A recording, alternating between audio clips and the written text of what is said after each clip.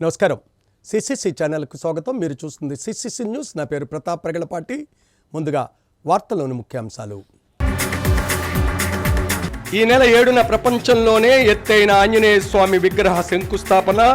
జక్కంపూడి విజయలక్ష్మి, గురుదేవులు శ్రీ శ్రీ శ్రీ గణపతి సచ్చిదానంద స్వామీజీ రాక. చారిత్రక వారసత్వ సంపదలను పరిరక్షించాలి. ప్రభుత్వానికి రౌండ్ టేబుల్ సమావేశం వినతి. పోలవరం టీడీపీ హయాంలో 80% పూర్తి. మాజీ ఎమ్మెల్సీ ఆదిరెడ్డి అప్పారావు. వైసీపీ ప్రభుత్వంలో అభివృద్ధి శూన్యమని విమర్శ. ఆంధ్రప్రదేశ్ రాష్ట్ర గవర్నర్ అబ్దుల్ నజీర్ చేతుల మీదుగా డాక్టరేట్ పట్టా అందుకున్న అరిగెల జయసాయి రజిత శుభాకాంక్షలు తెలియజేసిన పలువురు ప్రముఖులు. ప్రపంచంలోనే ఎత్తైన ఆంజనేయ స్వామి విగ్రహం ఏర్పాటుకు అన్ని చర్యలు చేపడుతున్నామని వైఎస్ఆర్ కాంగ్రెస్ పార్టీ సిజిసి సభ్యురాలు జక్కంపూడి విజయలక్ష్మి తెలిపారు.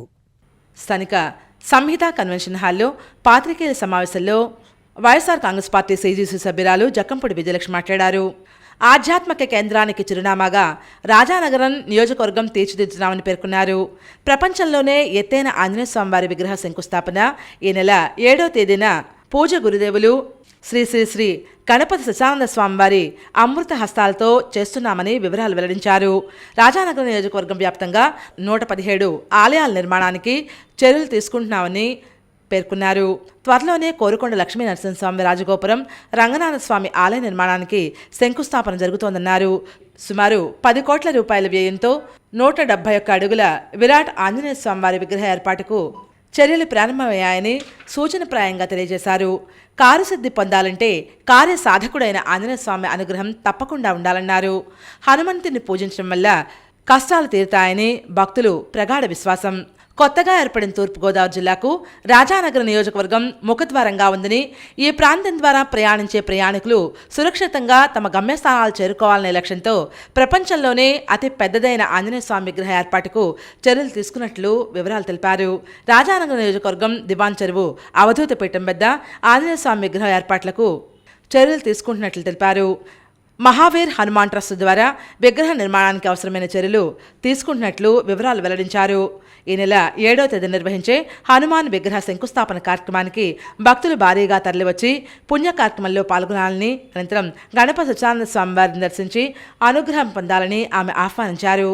ఈ సందర్భంగా ఎన్నమూరు దీపు మాట్లాడుతూ, ఇంతటి బృహత్తర కార్యక్రమంలో నేను భాగస్వామ్యం అవ్వడం ఎంతో ఆనందంగా ఉందన్నారు. ఈ సందర్భంగా తోట సుబ్బారావు మాట్లాడుతూ, వీలైనంత త్వరగా ఈ విగ్రహాన్ని ఏర్పాటు చేస్తామని తెలిపారు.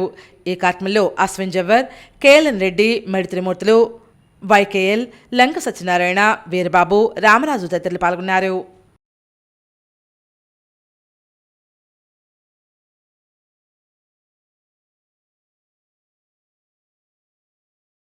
అందరికీ కూడా, ప్రజలందరికీ కూడా తెలియజేస్తుంది ఏంటంటే, ఈ కార్యక్రమంలో, పుణ్య కార్యక్రమంలో ప్రతి ఒక్కరు పార్టిసిపేట్ చేసి స్వామివారి అనుగ్రహం, అదేవిధంగా సచ్చిదానంద స్వామివారి ఆశీస్సులు తీసుకోమని చెప్పేసి తర్వాత తీర్థప్రసాదాలు స్వీకరించి ఆంజనేయ స్వామివారి కృపా కటాక్ష వీక్షణాలకి పాత్రలు కావాలని చెప్పేసి మనస్ఫూర్తిగా కోరుకుంటూ, ఇంకో ముఖ్యమైనటువంటి విషయం ఏంటంటే, చాలా తొందరలోనే మళ్ళీ ఇంకో 10 రోజుల్లో మన కోరుకొండ లక్ష్మీ నరసింహస్వామి వారి రాజగోపుర నిర్మాణానికి కూడా శంకుస్థాపన చేస్తామని చెప్పేసి తెలియజేసుకుంటున్నాం.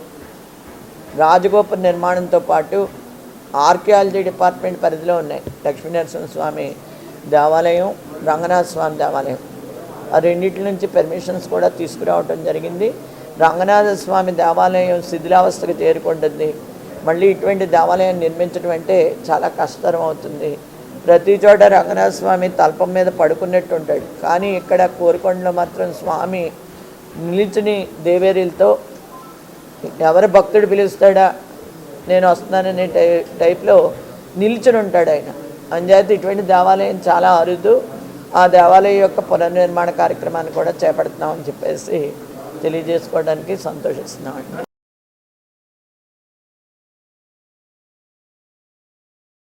సాంస్కృతిక రాజధాని రాజమహేంద్రవరంలో సమున్నత చరిత్రకు సాక్ష్యాలుగా నిలిచిన వారసత్వ సంపదలను పరిరక్షించాల్సిన బాధ్యత అందరిపైన ఉందన్నారు.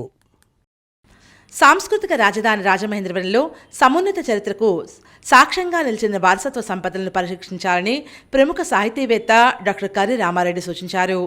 శుక్రవారం స్థానిక ఆనంద్ రోటరీ హాల్లో రాజమహేంద్రి గోదావరి పరిరక్షణ సమితి ఆధ్వర్యంలో ఏర్పాటు చేసిన రౌండ్ టేబుల్ సమావేశంలో ఆయన ముఖ్య అతిథిగా పాల్గొని మాట్లాడారు. District cooperative central bank chairman Akula Veerraju మాట్లాడుతూ రాజమహేంద్రవరంలోని చారిత్రక కట్టడాలు కానీ విషయాలు కానీ ఏదో కూడా మరవకుండా ప్రతి అంశాన్ని కూలంకషంగా చర్చించి వాటిపై వారసత్వ సంపద పరిరక్షణ సమితి తగు నిర్ణయాలు చేయాలని కోరారు. తదుపరి మళ్ళీ ఇంకో సమావేశం ఏర్పాటు చేసి మరి దీనికి కార్యాచరణ రూపొందించి మన అందరం కూడా కృషి చేయాలని, అలాగే మరి నిజంగా కూడా ఇందాక సారథి చేసినట్టు అది మన ఇది పుష్కరాల ఘాట్ కానీ స్వరంగం అయ్యేప్పటి నుంచో చరిత్ర ఉంది. అవన్నీ మళ్ళీ కెలికి మనం ఇచ్చేయడం కానీ అది పెద్ద పని. అది అయితే యాజిటేషన్ చేసి ఈ గోదావరి ఘాట్లను కాపాడుకోవాలి. గోదావరి పరిశుభ్రం కోసం కూడా మనం సీనియర్ పాత్రికేయులు కృష్ణకుమార్ అధ్యక్షత వహించారు. డాక్టర్ కర్రి రామారెడ్డి మాట్లాడుతూ నగరంలో ఎంతో ప్రసిద్ధి పొందిన చారిత్రక ఆనవాళ్లను గుర్తించి వాటిని భావితరాలకు వారసత్వంగా నిలిపేందుకు అటు ప్రభుత్వం ఇటు చరిత్రకారులు కృషి చేయాలని కోరారు. మన తూర్పుగోదావరి జిల్లా యాస ఎంత గొప్ప యాసది. అది ఆ యాసలో ఉండేటటువంటి ఆ మాధుర్యం మనం ఇక్కడ మాత్రమే వాడగలిగేటటువంటి మాటలు అవి మనం కాపాడుకోవద్దా? పంతం సత్యనారాయణ చారిటబుల్ ట్రస్ట్ చైర్మన్ పంతం కొండలరావు మాట్లాడుతూ నగరంలోని వారసత్వ ఆస్తులను పర్యాటక ప్రాంతాలుగా తీర్చిదిద్దాలని సూచించారు. రాజమహేంద్రి గోదావరి పరిరక్షణ సమితి చైర్మన్ టీకే విశ్వేశ్వరరెడ్డి మాట్లాడుతూ చారిత్రక వారసత్వ సంపద పరిరక్షణకు అందరూ తమ వంతు కృషి చేయాలని పిలుపునిచ్చారు. అదేవిధంగా రాజమండ్రిలో ఉన్నటువంటి పురాతన కట్టడాలను ఏమన్నా పాడు చేయడానికి కనుక ఎవరైనా సరే, కమిషనర్ అయినా కలెక్టర్ అయినా ఎవరైనా సరే ప్రయత్నాలు చేస్తే మాత్రం ఈ కమిటీ పూర్తిగా ప్రతిఘటిస్తుంది.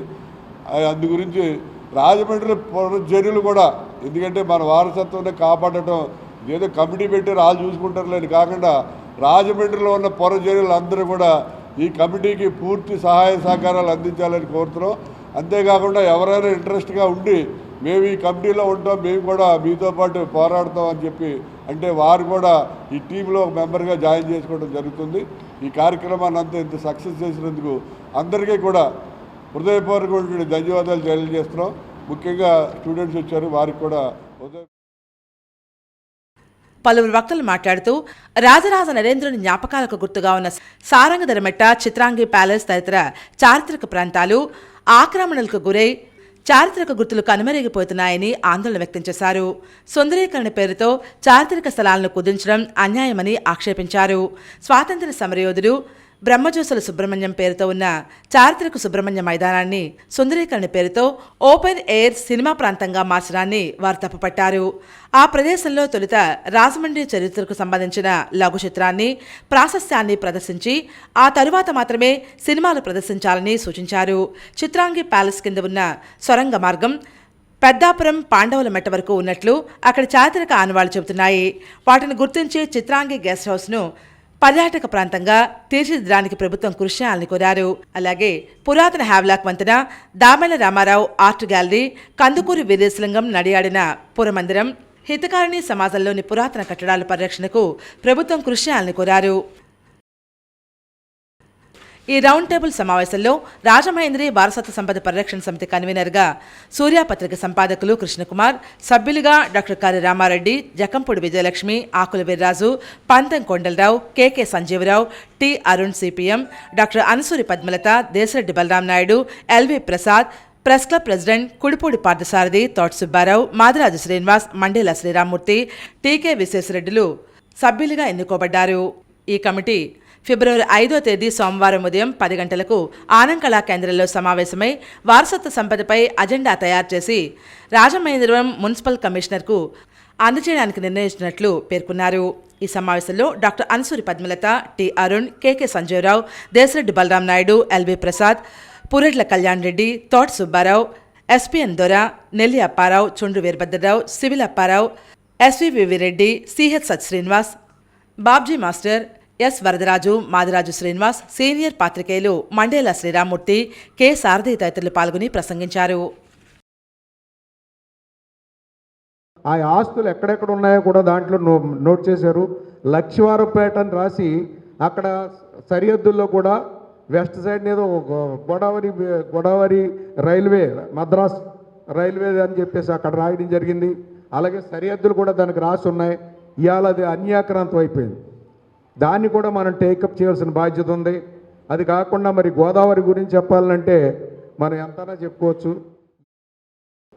నగరాభివృద్ధికి, నగరంతో మమేకం అవడానికి ఎలాంటి నిర్ణయాలు తీసుకోవాలో, ఎలా నడపాలో అని ఆలోచించి నడుపుతున్న ఏకైక వ్యక్తి నేను అనుకోవడం. దేశంలోనే ఇటువంటి ఆలోచనలు ఉన్న ఒక లోకల్ ఛానల్ వ్యవస్థకి ఇటువంటి ఆలోచనలు ఉన్నవాడు ఎక్కడ లేడు. నేను చూసాను. దాన్ని కమర్షియల్గా ఆలోచిస్తారు తప్ప అసలు కమర్షియల్ ధోరణి లేకుండా బ్రేక్ ఈవెన్తో నడవడానికి వీలుగా, అంటే ఎన్ని ఇబ్బందులు వచ్చినా సరే కూడా అటువంటి వ్యవస్థను మనకు అందిస్తూ మన అందరితోనూ మమేకమైపోయిన వ్యక్తి పంత కొండలరావు. పోలవరాన్ని టీడీపీ హయాంలో 80% పూర్తి చేస్తే ఈ 5 ఏళ్లలో జగన్ ప్రభుత్వం పోలవరం కోసం చేసింది శూన్యమని మాజీ ఎమ్మెల్సీ ఆదిరెడ్డి అప్పారావు అన్నారు. మాజీ ఎమ్మెల్సీ ఆదిరెడ్డి అప్పారావు తన కుమారుడు ఆదిరెడ్డి శ్రీనివాస్పై పోటీ చేసి గెలిచి చూపించాలని ప్రతి సవాల్ విసిరారు. గణేష్ చౌక్లోని ది రాజమండ్రి ప్రెస్ క్లబ్లో జనసేన పార్టీ రాజమండ్రి ఇన్ఛార్జ్ అత్తి సత్యనారాయణతో కలిసి ఏర్పాటు చేసిన మీడియా సమావేశంలో వారు మాట్లాడుతూ, వచ్చే ఎన్నికల్లో ఓటమిని చవిచూడబోతున్న ఎంపీ మార్గాని భరత్రాం మతిభ్రమించి మాట్లాడుతున్నారని అన్నారు.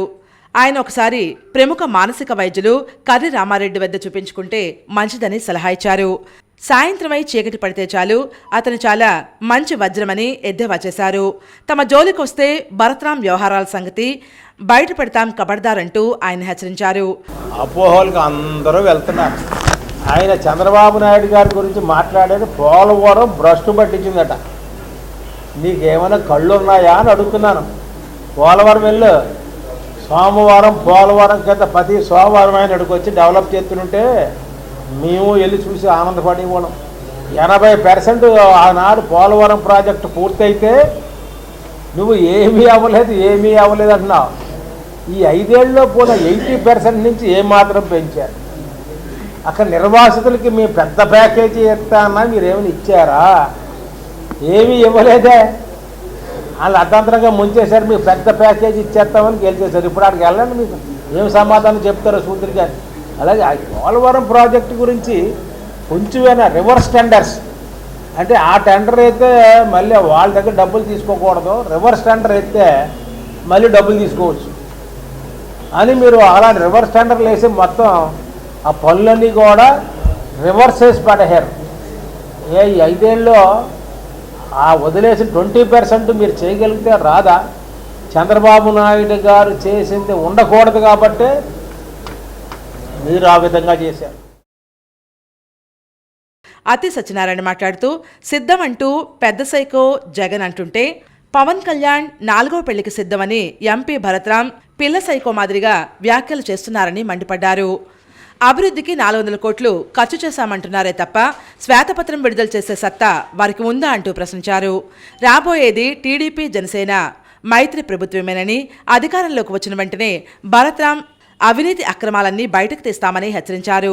ఈ మీడియా సమావేశంలో టీడీపీ నగర ప్రధాన కార్యదర్శి బుడ్డిగరాధ, రాజమండ్రి పార్లమెంట్ కమిటీ ఉపాధ్యక్షులు మజిరాంబాబు, ఎస్ఎస్ఎల్ రాష్ట్ర అధికార ప్రతినిధి ఈతలపాటి కృష్ణ, అధికార ప్రతినిధి దాస్యం ప్రసాద్, నగర కమిటీ కార్యనిర్వాహక కార్యదర్శి ద్వారా పార్వతీ సుందరి, ఎస్ఎస్ఎల్ నగరాధ్యక్షులు చాపల చిన్నరాజు, మైనార్టీ సెల్ నగర ప్రధాన కార్యదర్శి బషీర్, జనసేన పార్టీ జిల్లా జాయింట్ సెక్రటరీ వైవిడి ప్రసాద్, ప్రధాన కార్యదర్శి పైడ్రాజు, సిటీ కార్యదర్శి అల్లాటి రాజు తదితరులు పాల్గొన్నారు. మొన్నేదో మీటింగ్లో చెప్పు, ఓయ్ బాబా చాలా అభివృద్ధి పనులు చేసేస్తున్నాను, నాకే గుర్తుంటలేదన్నావు. నువ్వు చేసిన అభివృద్ధి పనులు 400 కోట్లు అని చెప్తున్నావు కదా, అది ఎలా ఖర్చు పెట్టి ఏంటో ఒక శ్వేతపత్రం ఇవి, నీ నిజాయితీకి మేము ఒప్పుకుంటాం. అందుకని నువ్వు చేసేది ప్రజలందరూ గమనిస్తూ ఉన్నారు. నువ్వు రాజమండ్రి ప్రజల్ని ఓటు అడగాలంటే ముందు నువ్వు పెట్టిన ఖర్చుకి ఒక శ్వేతపత్రాన్ని ఇచ్చి మిస్టర్ క్లీన్ అని నిరూపించుకో, అప్పుడే నువ్వు అర్హుడివి. ఇంకొకసారి మళ్ళీ హెచ్చరిస్తున్నాను నిన్ను, పవన్ కళ్యాణ్ గారి జోలికి వచ్చినా జనసేన పార్టీ జోలికి వచ్చినా క్షమించే ప్రసక్తి లేదు.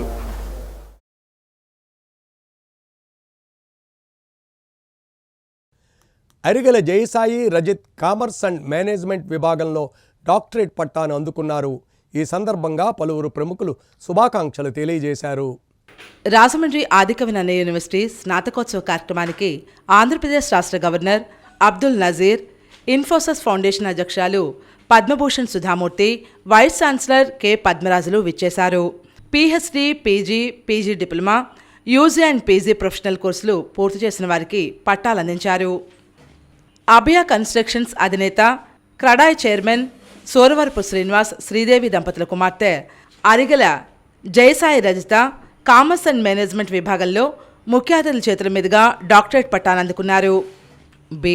సోరవరపు రామారావు, మాజీ కార్పొరేటర్, సోరవరపు రాజ్యలక్ష్మి దంపతుల మనవరాలే ఈ జయసాయి రజిత.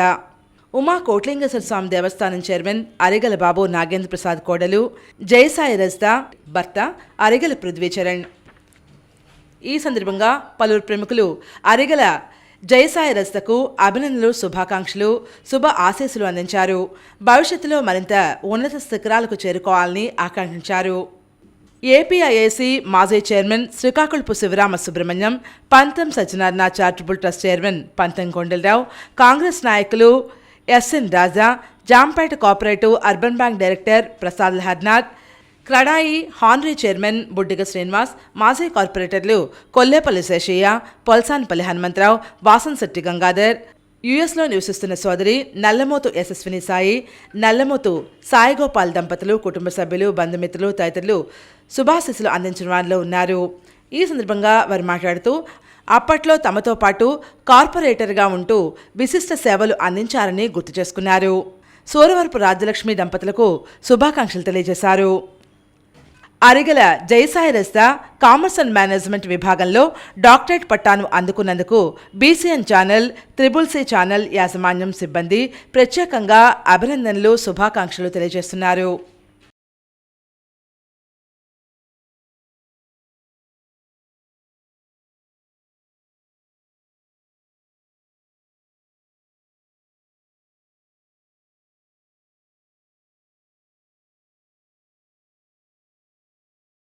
రాజమండ్రి నగరానికి చెందిన సోమాల వీరబాబు కుటుంబ సభ్యులకు పోస్టల్ ప్రమాద బీమా 10 లక్షల చెక్కు అందజేశారు. ఇండియా పోస్ట్ అనుబంధ సంస్థ ఇండియా పోస్ట్మెట్ బ్యాంక్ ఆధ్వర్యంలో గ్రూప్ యాక్సిడెంట్ గార్డ్ పాలసీ కింద ప్రమాద బీమా పరిహారం 10 లక్షల రూపాయలను సదరు కుటుంబానికి అందజేశారు.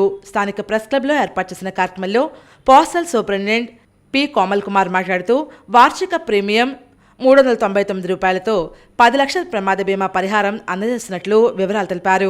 ఇందులో భాగంగా ఫ్లెక్స్ బ్యానర్స్ కార్మికుడు సోమాల వీరబాబు ప్రమాదవశాత్తు మరణించడంతో నామినీ అయిన అతని భార్య ఆదిలక్ష్మికి టాటా ఏఐజీ వారు ప్రమాద బీమా పరిహారం 10 లక్షల రూపాయల చెక్కును అందజేసినట్లు ఆయన తెలిపారు.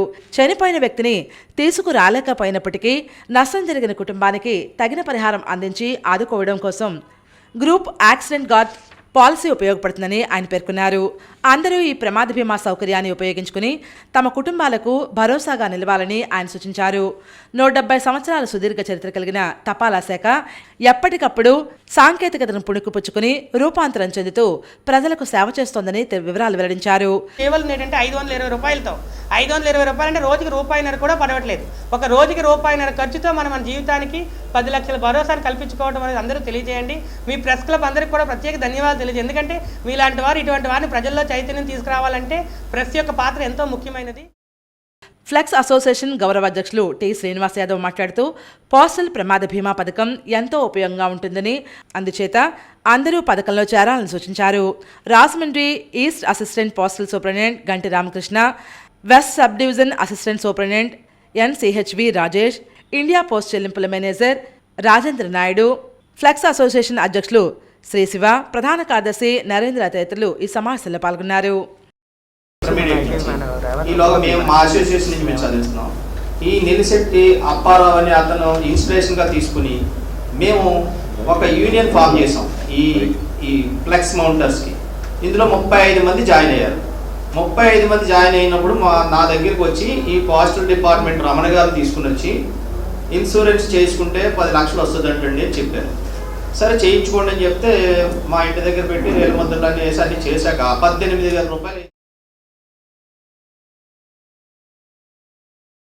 రంభా ఊర్వశి మేనకా థియేటర్ల వ్యవస్థాపకులు, సంఘ సేవకులు, రౌతు తాతాలు 44వ వర్ధంతి కార్యక్రమం కుటుంబ సభ్యుల ఆధ్వర్యంలో ఘనంగా నిర్వహించారు.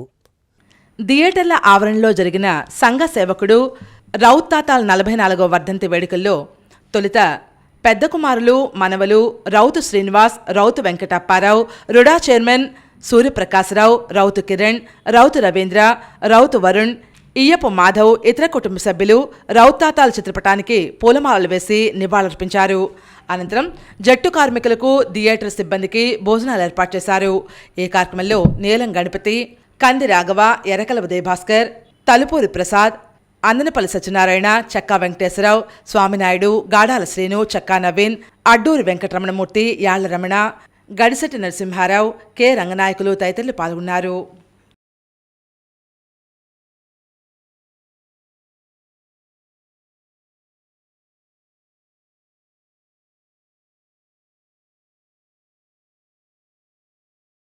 దెందులూరులో ఈ నెల 3న జరగనున్న ముఖ్యమంత్రి వైఎస్ జగన్మోహన్ రెడ్డి బహిరంగ సభకు వైఎస్ఆర్ కాంగ్రెస్ పార్టీ శ్రేణులు అధిక సంఖ్యలో తరలివచ్చి విజయవంతం చేయాలని తూర్పుగోదావరి జిల్లా వైఎస్ఆర్ కాంగ్రెస్ పార్టీ అధ్యక్షులు, రాజానగరం శాసనసభ్యులు జక్కంపూడి రాజా పిలుపునిచ్చారు. స్థానిక తాడితోడు సంహిత కన్వెన్షన్ హాల్లో పాత్రికేయ మిత్రులతో తూర్పుగోదావరి జిల్లా వైఎస్ఆర్ కాంగ్రెస్ పార్టీ అధ్యక్షులు, రాజానగరం శాసనసభ్యులు జక్కంపూడి రాజా మాట్లాడారు. వైఎస్ఆర్ కాంగ్రెస్ పార్టీ అధ్యక్షులు వైఎస్ జగన్మోహన్ రెడ్డి సారథ్యంలో రానున్న ఎన్నికలకు వైఎస్ఆర్ కాంగ్రెస్ పార్టీ శ్రేణులను సమాయత్తం చేయడానికి సిద్ధం అనే కార్యక్రమం ద్వారా ఆంధ్ర రాష్ట్రంలో 5 ప్రాంతాల్లో భారీ బహిరంగ సభలు నిర్వహిస్తున్నామన్నారు. అందులో భాగంగా గత నెల జనవరి 27వ తారీఖున భీమిల్లో మొదటిసారి బహిరంగ సభను విజయవంతంగా నిర్వహించారు. అదేవిధంగా రేపు ఏలూరు జిల్లా దెందులూరు నియోజకవర్గంలో ఉభయ గోదావరి జిల్లాలకు సంబంధించిన 2వ భారీ బహిరంగ సభను నిర్వహిస్తున్నామన్నారు. తూర్పుగోదావరి జిల్లాలోని అన్ని నియోజకవర్గాలు, అన్ని గ్రామాలు, మారుమూల ప్రాంతాల నుంచి మన అందరి నాయకుడు, చెప్పిన మాటను నిజం చేసి చూపించే పాలకుడు జగన్మోహన్ రెడ్డి సభకు గ్రామాల్లో క్షేత్రస్థాయిలో పనిచేసే వైఎస్ఆర్ కాంగ్రెస్ పార్టీ శ్రేణులతో పాటు గ్రామ కమిటీ సభ్యులు, అనుబంధ విభాగాల కమిటీ సభ్యులు, మండల, జిల్లా, రాష్ట్ర కమిటీ సభ్యులతో పాటుగా ప్రత్యక్షంగా ఎన్నిక కాబడిన సర్పంచులు, ఎంపీటీసీలు, ఎంపీపీలు, జడ్పీటీసీలు తదితరులు ఈ బహిరంగ సభలో పాల్గొని విజయవంతం చేయాలని పిలుపునిచ్చారు. రాష్ట్రంలో మళ్లీ అధికారంలోకి వచ్చేది వైఎస్ఆర్ కాంగ్రెస్ పార్టీ అని పేర్కొన్నారు. ఎన్ని పార్టీలు కలిసినా, ఎంతమంది వచ్చినా జగన్ అనే సింహం సింగిల్గానే వస్తుందన్నారు. చంద్రబాబు నాయుడు పొలిటికల్ రిటైర్మెంట్ తీసుకోవడానికి సిద్ధమవ్వాలని కోరారు. రానున్న ఎన్నికల తర్వాత టీడీపీ కార్యాలయాలను హెరిటేజ్ కార్యాలయాలుగా మార్చడానికి సిద్ధం కావాలని ఎద్దేవా చేశారు. లోకేష్ సన్యాసం తీసుకుని హరే రామ హరే కృష్ణ అనుకుంటూ సిద్ధమవ్వాలని చమత్కరించారు. తూర్పున సూర్యుడు ఉదయిస్తాడు అన్నది ఎంత నిజమో రాజానగరంలో మరోసారి జెండా ఎగరడం ఖాయమని ఆయన ధీమా వ్యక్తం చేశారు. ఏ అర్ధరాత్రి అయినా, ఏ అపరాత్రి అయినా, ఎవరికి ఏ కష్టం వచ్చిందనన్నా వాళ్ళకు గుర్తొచ్చే పేరు జక్కంపూడి అనేటువంటి ఒక నమ్మకాన్ని ఇవాళ ప్రజల్లోకి తీసుకుని రాగలిగాం. అందుగురించే నమ్ముతా ఉన్నాం, ఖచ్చితంగా పని చేసినటువంటి వ్యక్తుల్ని ప్రోత్సహించడానికి, భుజం తట్టడానికి ప్రజలు ఎప్పుడూ కూడా సిద్ధంగానే ఉంటారు. రాబోయేటటువంటి ఎన్నికల్లో గత ఎన్నికల కంటే కూడా ఎక్కువ మెజారిటీ వస్తుందనేటువంటి నమ్మకం అందుకే వ్యక్తపరుస్తూ ఉన్నా. ఒక పక్కన నేనైతే, మరొక పక్కన ఏదైతే తెలుగుదేశం పార్టీ నాయకులు కానీ, లేక జనసేన పార్టీకి సంబంధించినటువంటి అభ్యర్థులు కానీ ఎవరిని చూసినా కూడా రెండిటికి నక్కకి నాగలోకానికి ఉన్నంత తేడా ఉంది. ఒక పక్కన ఉద్యోగాలు అమ్మేసుకున్నటువంటి వ్యక్తి అయితే, మరొక పక్కన రేపో మాపో మళ్ళీ కనిపిస్తాడో లేదో తెలియనటువంటి వ్యక్తులు. ఖచ్చితంగా ప్రజలు ఈ రెండింటికి వ్యత్యాసాన్ని చూస్తారు. ఓటేసేటప్పుడు మళ్ళీ 5 ఏళ్ళు మనల్ని కంటికి రెప్పలా కాపాడే నాయకుడు ఎవరవుతాడు, లేక మనం చెయ్యొదిలేసి మళ్ళీ వాళ్ళ వ్యాపారాలు లేకపోతే వాళ్ళ అవినీతి అక్రమాలకి తెరలేపేటటువంటి వ్యక్తులు ఎవరవుతారు అనేటువంటి తేడాని ప్రజలు ఖచ్చితంగా గ్రహించే ఓటేస్తారు. కాబట్టే నాలో నమ్మకం ఉంది, మేము సిద్ధంగా ఉన్నాం. రేపు మళ్ళీ ఎన్నికల్లో 50,000 ఓట్ల మెజారిటీ వస్తుందనేటువంటి నమ్మకం.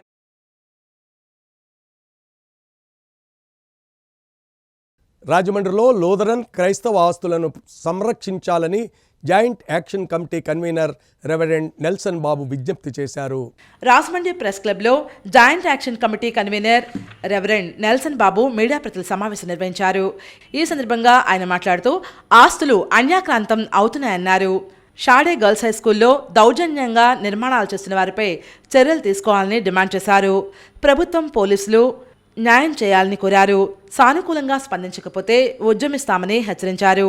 అవసరమైతే నిరవధిక నిరాహార దీక్ష కూడా వెనుదీయమని చెప్పారు. ఈ మేరకు ఒక ప్రకటన కూడా విడుదల చేశారు. ఈ కార్యక్రమంలో జేఏసీ నాయకులు ఆర్దర్పాల్, సాల్మన్ రాజు, ప్రేమ్ కుమార్, సుందర్, ప్రసన్న కుమార్, సుదర్శన్ రాజు తదితరులు పాల్గొన్నారు.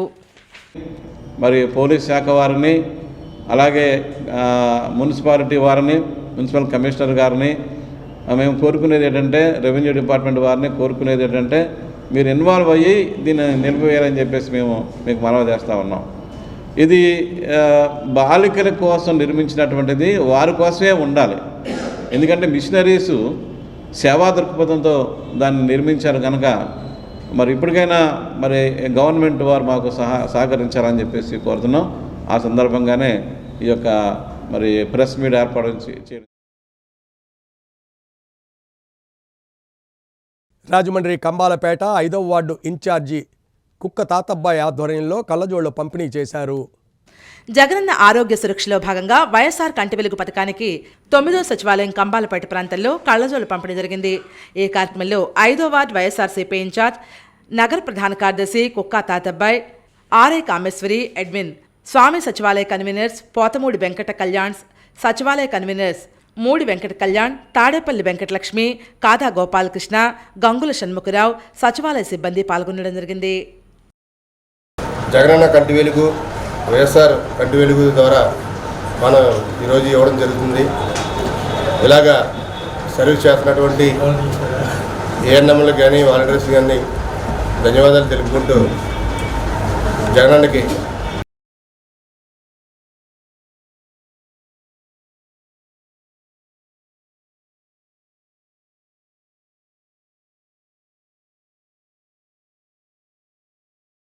ఎంపీ భరత్రామును విమర్శించే నైతికత ఎవరికీ లేదని పాలిక శ్రీనివాస్ పేర్కొన్నారు. రాజమండ్రి వియల్పురం మార్గాని ఎస్టేట్లో మీడియా సమావేశంలో పాలిక శ్రీను మాట్లాడుతూ ప్రజాప్రతినిధిని రబ్బర్ స్టాంప్గా మార్చారని విమర్శించారు. ఆవిడ చేయాల్సిన పనులను ఇతరులు చేయడం సరికాదని వ్యాఖ్యానించారు. దమ్ము ధైర్యం గురించి మాట్లాడే స్థాయి ఎవరికీ లేదన్నారు. వైసీపీకి డివిజన్లో కార్యకర్తలే లేరని వ్యాఖ్యానిస్తున్నారు. ఆయన చేసిన అభివృద్ధిని చూసి సీఎం జగన్మోహన్ రెడ్డి సిటీ నియోజకవర్గం నుంచి అసెంబ్లీలోకి బరిలోకి దింపారని, అప్పుడే మార్గాన్ భరత్రామ్ గెలుపు నిర్ణయం అయిపోయిందన్నారు. రాష్ట్రంలో అత్యధిక మెజారిటీతో ఆయన్ని గెలిపించి అసెంబ్లీకి పంపించాలనే లక్ష్యంతో వైసీపీ నాయకులు, కార్యకర్తలు పనిచేస్తున్నారన్నారు. సత్తా ఉంటే ముందు సీటు తెచ్చుకుని చూపించాలని డిమాండ్ చేశారు. భారత్ గురించి మాట్లాడే ముందు చాలా జాగ్రత్తగా ఉండాలని హితవు పలికారు. ఈ సమావేశంలో వైసీపీ నాయకులు గణేష్, పొడుగు శ్రేణు తదితరులు పాల్గొన్నారు. ఏంటి మన కోడిలింగాల కోసం ఆయన మాట్లాడుతున్నారు ఇక్కడ అంటే అర్థం ఏంటి? సీటు నాది అని ఇండైరెక్ట్గా చెప్తున్నాడు. నువ్వేంటి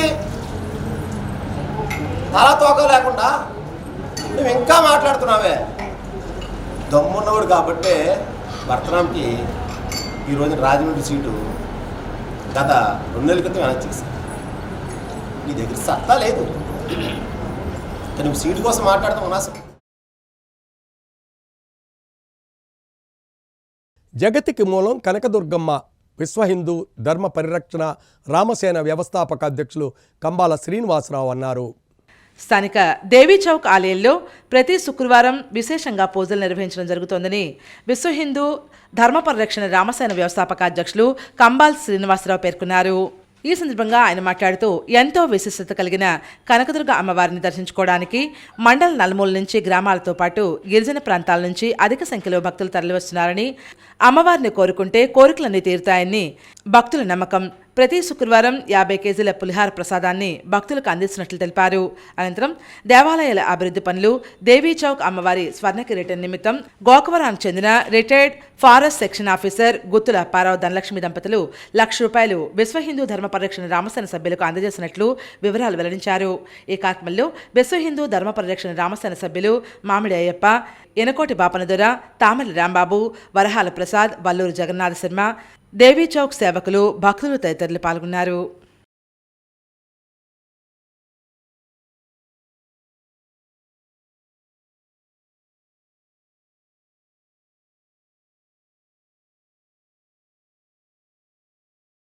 కందుకూరు నియోజకవర్గంలో నిజం గెలవాలి కార్యక్రమాన్ని తెలుగుదేశం పార్టీ అధినేత నారా చంద్రబాబు నాయుడు సతీమణి నారా భువనేశ్వరి నిర్వహించారు. కందుకూరు నియోజకవర్గంలో కార్యకర్త కుటుంబానికి తెలుగుదేశం పార్టీ అధినేత నారా చంద్రబాబు నాయుడు సతీమణి నారా భువనేశ్వరి పరామర్శించారు. చంద్రబాబు అక్రమ అరెస్టును తట్టుకోలేక గుండెపోటుతో కార్యకర్త దగ్గుపాటి వెంకటేశ్వర్లు మృతి చెందారు. ఆ విషయం తెలుసుకుని నారా భువనేశ్వరి పరామర్శకు వచ్చారు. వెంకటేశ్వర్ల చిత్రపటానికి పూలు వేసి నివాళులర్పించారు. వెంకటేశ్వర్లు భార్య కుటుంబ సభ్యులను ఓదార్చి ధైర్యం చెప్పారు. కుటుంబానికి 3 లక్షలు చెక్ ఇచ్చి ఆర్థిక సాయం అందజేశారు.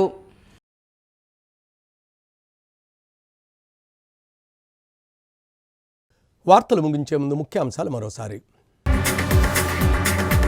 ఈ నెల 7న ప్రపంచంలోనే ఎత్తైన ఆంజనేయ స్వామి విగ్రహ శంకుస్థాపన. జక్కంపూడి విజయలక్ష్మి, గురుదేవులు శ్రీ శ్రీ శ్రీ గణపతి సచ్చిదానంద స్వామీజీ రాక. చారిత్రక వారసత్వ సంపదలను పరిరక్షించాలి. ప్రభుత్వానికి రౌండ్ టేబుల్ సమావేశం వినతి. పోలవరం టీడీపీ హయాంలో 80% పూర్తి. మాజీ ఎమ్మెల్సీ ఆదిరెడ్డి అప్పారావు. వైసీపీ ప్రభుత్వంలో అభివృద్ధి శూన్యమని విమర్శ. ఆంధ్రప్రదేశ్ రాష్ట్ర గవర్నర్ అబ్దుల్ నజీర్ చేతుల మీదుగా డాక్టరేట్ పట్టా అందుకున్న అరిగెల జయసాయి రజిత శుభాకాంక్షలు తెలియజేసిన పలువురు ప్రముఖులు. రేపు సిసిసి న్యూస్లో మళ్ళీ కలుద్దాం. నమస్కారం.